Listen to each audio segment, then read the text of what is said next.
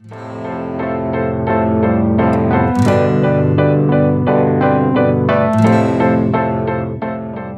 guys, Pallav here, and today we have the brand new Sony Xperia XZ. We already did an unboxing, sort of unboxing, and had a first look at this device. I'm not gonna go through that unboxing process again because we haven't got all the items in the box anyway.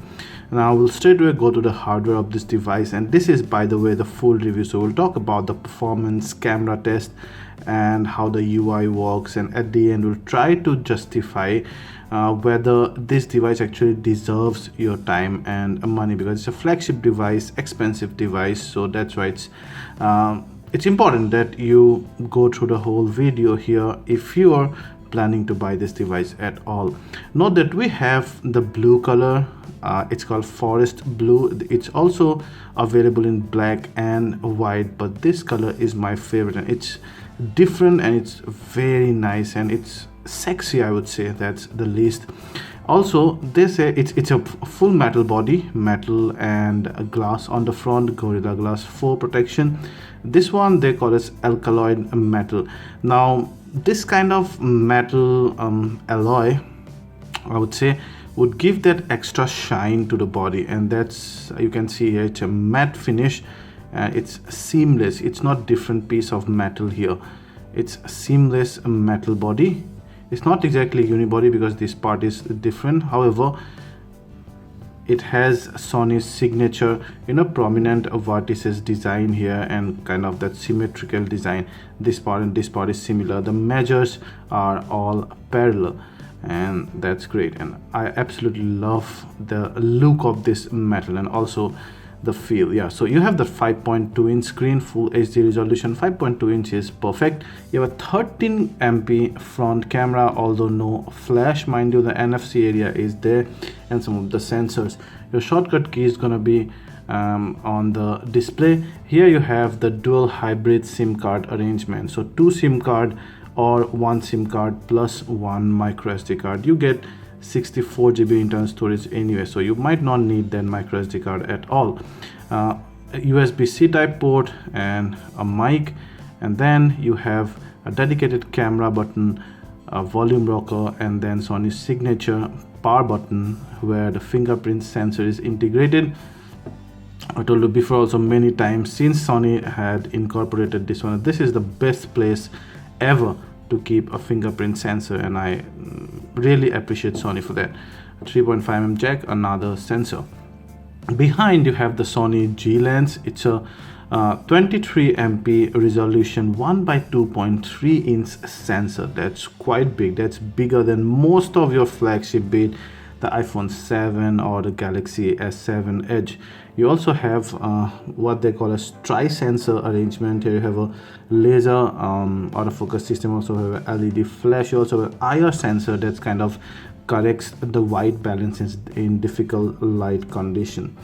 So overall, it's not that heavy as well, although it's not the thinnest device in the market. But then I, for once, now love this, a rectangle kind of slab, because round phones are too many now. Overall, absolutely love the design. This should be by far the best looking Sony Xperia device. Now let's show you how good and how quick the fingerprint sensor is. Ready, 1 2 3, and how actually convenient. You see, that's how it opens. And if you just tap in, probably just show you the lock screen, and then there it goes. So no stretching your fingers here, no stretching your fingers here, just about the right place. I've always told that. Absolutely brilliant. I don't know why other people are not incorporating that. And there you go, the full HD display, full HD 5.2 inch display. And it's another thing I like, Google Now incorporated there. Absolutely smooth UI, thanks to that Snapdragon 820 chipset. Cool. Long press on this also takes you to Google Now. Oh, that's a duplication. Sony probably could have incorporated something else there.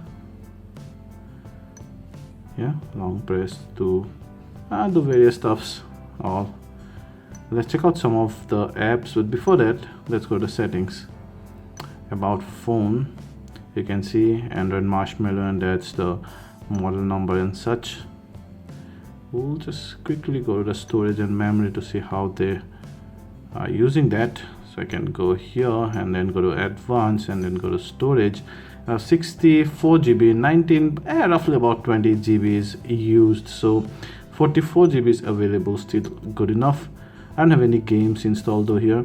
And in the last one day, average memory usage is 2.1 and total memory is 2.7, so that's kind of on the higher side of memory usage, I would say. But then I've been stress testing this mobile, but still I would say that's slightly on the higher side. Now let's check out some of the apps. You have the usual Google Android apps. You have lots and lots of Sony in-house apps. Sony gives lots and lots of bloatware, something I do not like. And also you get this third party like Midnight Pool and Modern Combat 5, AVG protection and those kind of stuff. So yeah, I mean, I don't know, you can go out and then disable them, not uninstall them exactly, but I don't like so many bloatware, specifically when you're a big company like Sony. You can probably do without that. I like this recommended apps and stuff. Yeah, you can always put them on this recommended list if anyone wants. They'll go and install it, but yeah, why give bloatware? That's unnecessarily, putting pressure on your RAM. And that's the 23 MP camera, which is quite good. The camera also can be launched right from here, even if your phone is in the sleep mode. Just keep pressing this and this will straight away take you to the camera. And that's the auto mode. And then you also have a manual mode where you can go and you can customize various stuffs, like for example white balance here. And you also have a scene mode. Then the settings will have to allow that. You have a video. Yeah, you see full HD, supports 4K, but you have a separate mode for that. There's 4K. So till now actually, the previous Xperia devices that we've reviewed, we found that specifically during recording 4K video, even at times during recording full HD videos, the camera would shut down after about 2.5-3 minutes due to heating up, the device heating up. That's been an annoyance. That's not the case here. You still get a warning though that device is heating up, and if the device probably gets heated up too much for Sony's comfort, then they start disabling a few features, like for example face tracking and such, but they do not switch off the video recording now. That's really heartening, and it's good that Sony is listening to the customers, because shutting down a video in between is very annoying. So now this device does not do that.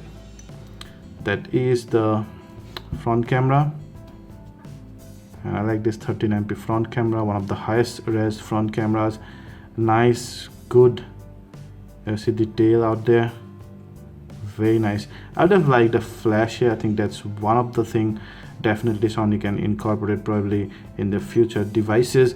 And a good thing they have incorporated here though is that both the rear and the front camera have 5-axis image stabilization, and that's during video as well, so it's good. We've checked out the image and video quality of this device, and it's brilliant. We love the detail, we love the saturation and hue of the photos and videos under enough light. They're sharp enough. The videos do not have any fuzziness even towards the corner. But the moment low light scenario comes, the camera is really good even onto a respectable high ISO. However, when you go past a certain ISO where the camera starts getting uncomfortable, it over processes the JPEGs, and then many of the details are lost. I do not like over processed JPEGs, and here it's very apparent in the high ISO. So the high ISO noise reduction is way too much. That's have been a problem with Sony mirrorless cameras as well for some time now. So yeah, that's one thing that you need to take note of. Apart from that, a brilliant camera, one of the class leading cameras in fact, and that front camera again is very, very good.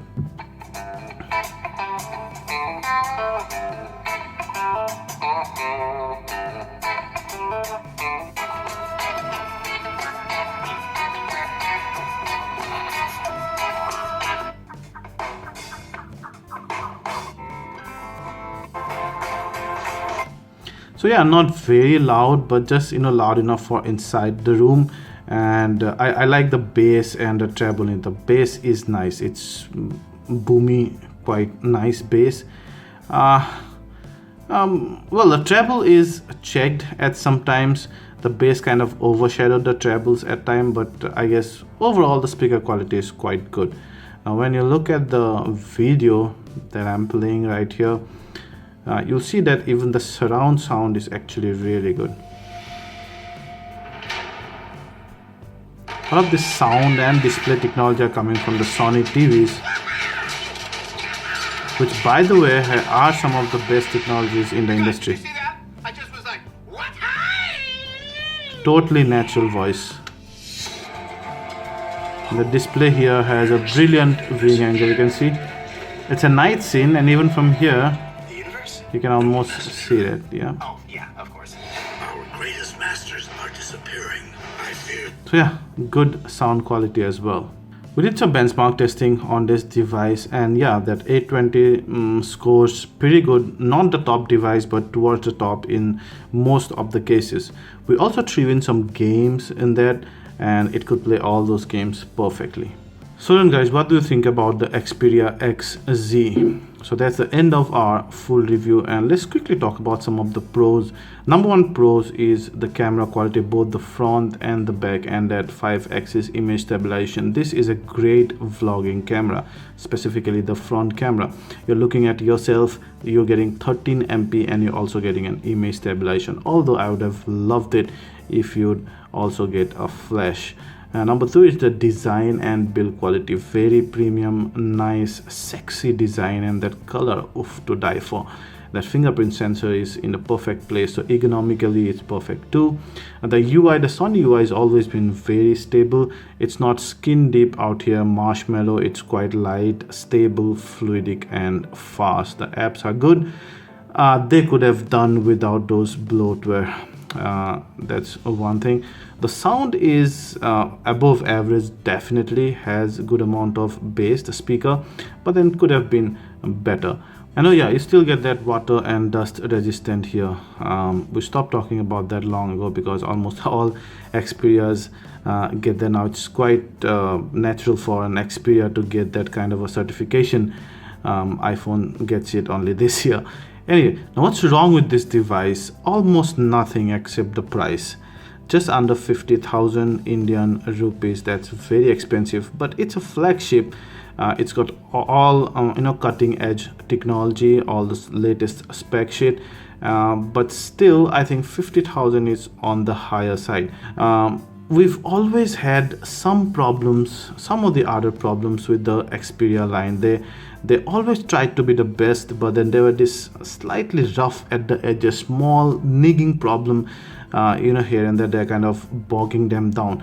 The Xperia XZ is, it's kind of smoothened out on all those edges, and Sony really tries hard, seriously this time, to incorporate everything into their phone, and that's why I think it's also called Xperia X and Xperia Z. So two of the biggest letters combined, Xperia XZ. Yes, this is the best Sony Xperia device yet. If you like this video, please hit the like button, ask anything related to this, and we'll try to answer them all. And please subscribe to our channel and share this video to share the love. Thank you.